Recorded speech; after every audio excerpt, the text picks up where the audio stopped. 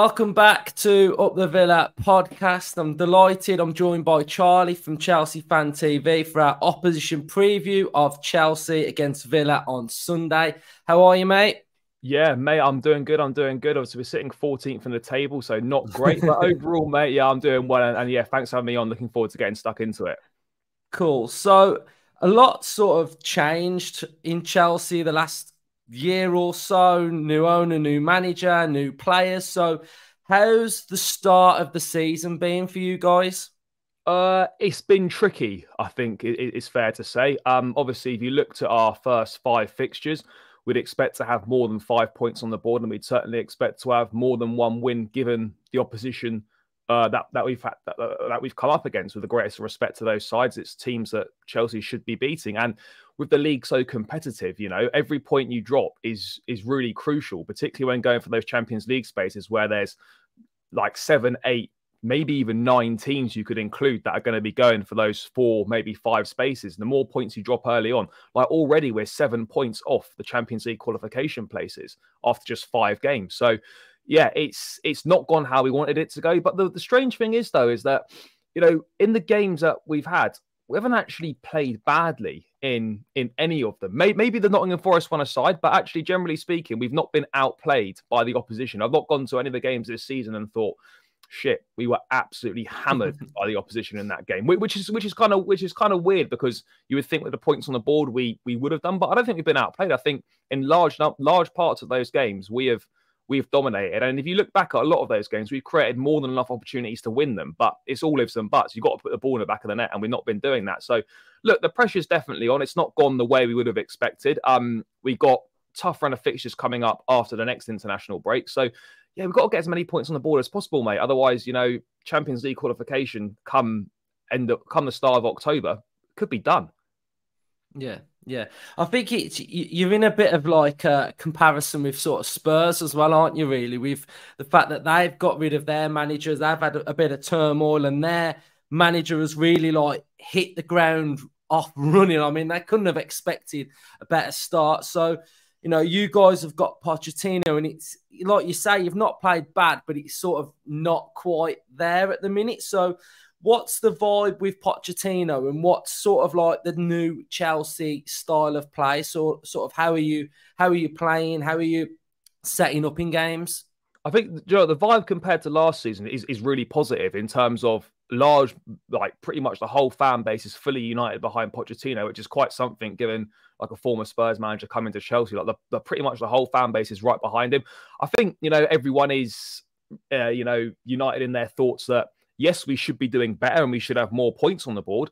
But at the same time, this is not an overnight fix. This is very much the recruitment process we've gone down, where it's more geared to the long term. Now, I understand you've got to achieve results in the short term, and that's got to be up to the manager to get that done. But when you look at Chelsea in the long term, and I know football is not like that. It's, you need to achieve short-term results, but you need to plan long-term. If you look at the long term, right, and you looked at many teams, right, how many players in, say, 5 years' time are going to be playing for Man United, are going to be playing for Liverpool, are going to be playing for City, for just as an example, like at 5 years' time, their team's now probably going to be very, very different.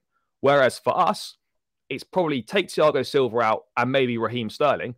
The team's going to be pretty much the same as what we've got right now, maybe bar 1 or 2. So long term, I'm not worried, but short term, when you bring in so many new players in one go, when you bring in so many young players as well, we know young players are inconsistent. They need minutes to develop. They need senior players to learn from. We haven't got too many of those.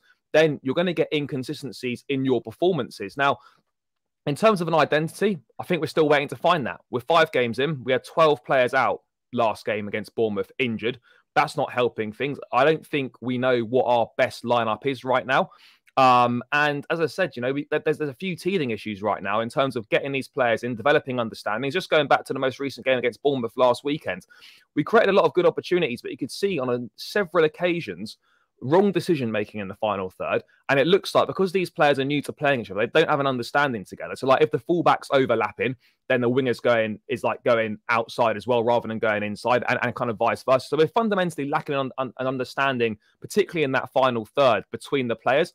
And these are things that people might say are excuses, but and it might sound like that, but they're sort of valid points that when we've done what for example, what Arsenal have done in 4 years in terms of squad overhaul, we've done it in 12 months. So there's going to be some issues. But look, for me, I've looked at the games and I felt like, do you know what? We've not played that badly.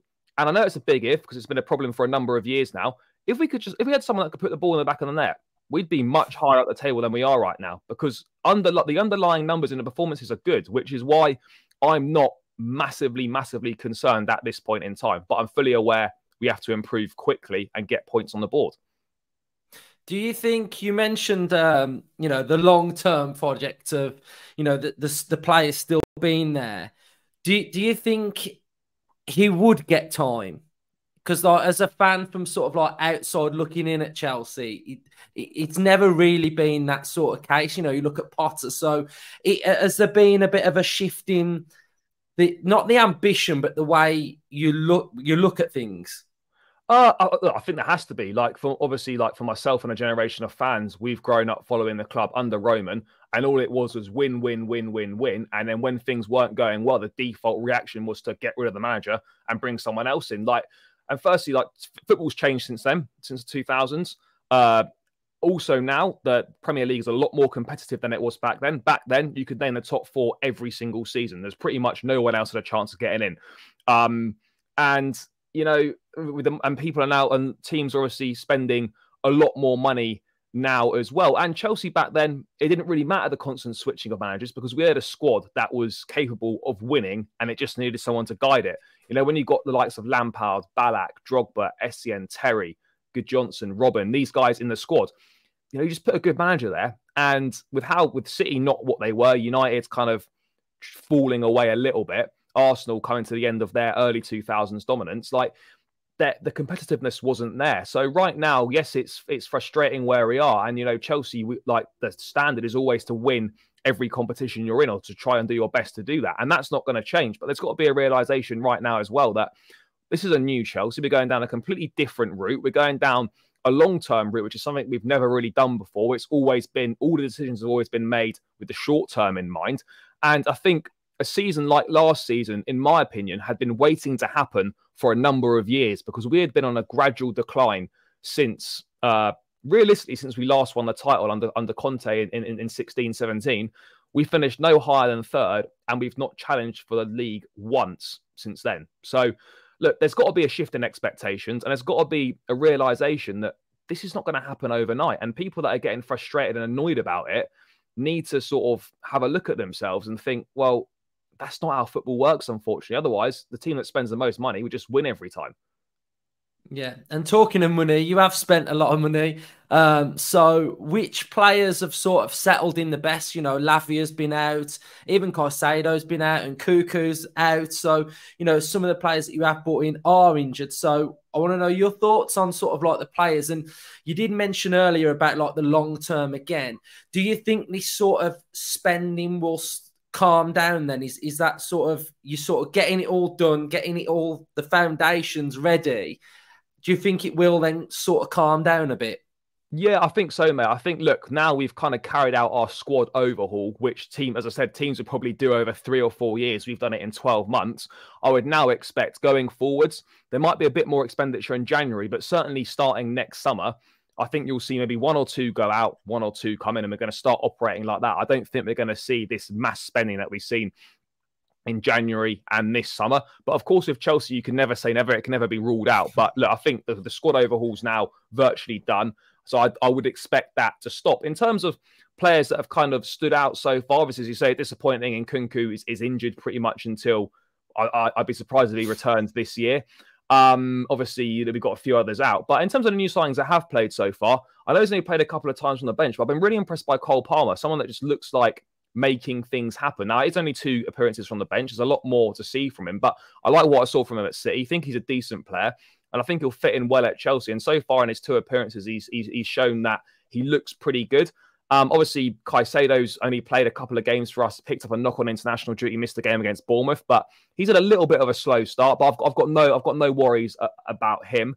I think, to be honest, the most impressive, and I know we signed him in January, but he only arrived this summer, has been Malo Gusto. I think out of all the signings we've made, probably the most important one, given how Reece James's fitness issues seem to be a persistent problem at this point in time at this point of his career, having quality backup at right back, in which Gusto's has been, 20 years of age, coming to the Premier League, and he's looked fantastic. So that, for me, he's probably impressed me the most out of the new signings so far, given that a few of them are still injured as well. Yeah, what about Chukwuemeka? Obviously, you signed him from us, and that's probably a sore subject with Villa fans. But Pochettino seems to like him, doesn't he? I know he's injured at the minute, but have you been impressed with him when he's played? Yeah, absolutely. I mean, we signed him last summer. Quite a big fee, actually, for someone that hadn't had an awful lot of Premier League football at Villa. To be honest, I think amongst the Chelsea fans last season, there a lot of people were sort of wondering, why has this guy not played more? When he had played, he'd done well for us, and there was no reason for him not to have featured more. And he should have done. But obviously, he impressed in pre-season, and he started the season well. He was great against Liverpool, and he got the goal against West Ham. And unfortunately, he's picked up that injury. And he's another one of those where he was just starting to find his feet, and then bang, you pick up an injury. And then you sort of think, right, well, if someone else comes into the team whilst you're out and impresses, it could be quite hard for him to get back in. But I look at him and I think he's got all the attributes to be a good player. The manager clearly likes him. So, yeah, he's been impressive. And let's hope when he returns, he can kind of pick that form back up again. Yeah, cool. And then move our attention then finally onto the game on Sunday. How are you feeling about facing Villa? It's going to be tough. I think, look, Villa have done well so far this season. Some good wins at home.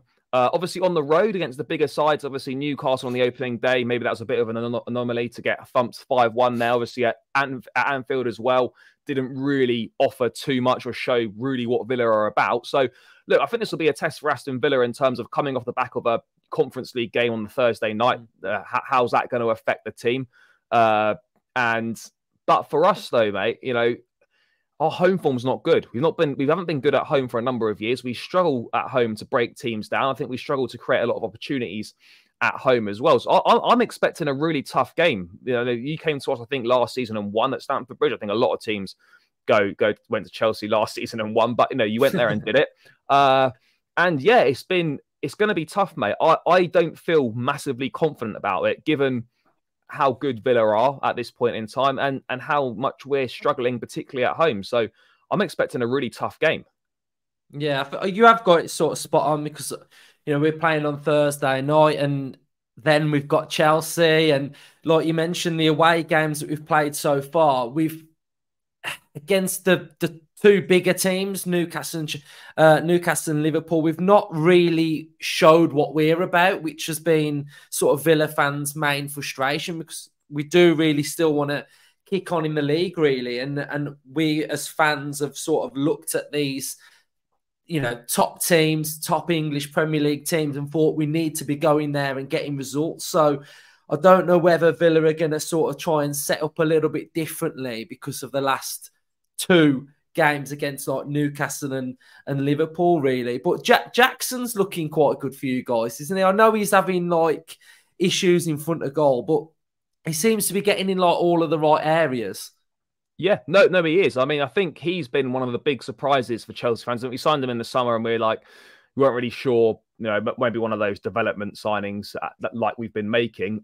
He impressed in pre-season, looks good and scored a few goals. Impressive link-up play, hold-up play, runs the channels nicely as well. He started the season pretty decently, I'd say, for someone that, is new to the Premier League. He's young, he's still developing as a player.